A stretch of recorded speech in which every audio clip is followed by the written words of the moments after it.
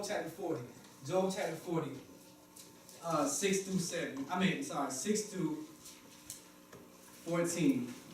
Now this is God's response to Job. He says, "Then the Lord answered Job out of the whirlwind and said, Now prepare yourself like a man. I will question you, and you shall answer me. Would you indeed know my judgment? Would you condemn me that you may be justified? Have you an arm like God, or can you thunder with a voice like his? Then adorn yourself with majesty and splendor, and array yourself with glory and beauty. Disperse the wrath of your rage, and look on everyone who is proud and humble him.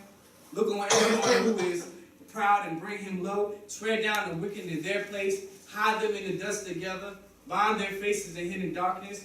Then I will also confess to you that your own right hand can save you." So I just want to go back on chapter, the verse 7. Verse 6 and 7, when God responds to Job, he says, "Now prepare yourself like a man." It's my turn to question you.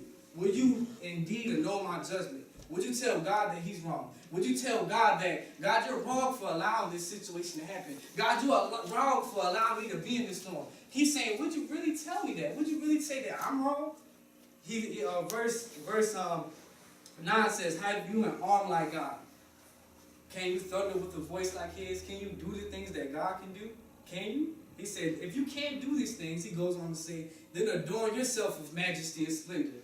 Then array yourself with glory and beauty." Look like God. Start to act like God. If you can really do this stuff, start to take on these kind of qualities of God. Amen. And then he goes on to say, 11, he says, if you, at the same time, you still can do this, if you really can condemn me, God's saying, if you really can condemn me, he says on verse 11, "Then disperse the rage of your wrath.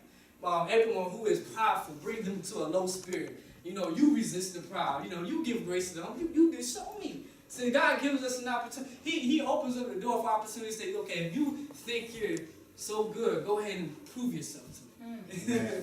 He gives you an opportunity to prove yourself to God. But he knows that we can't do it. So he's telling you that, matter of fact, on verse 14, he says, "Then I will also confess to you that your own right hand can save you." So God knows that you can't save yourself. You can't bring yourself out of the storm. Amen. He said, "But if you can do this stuff, go ahead. Then I'll tell you that I'm wrong.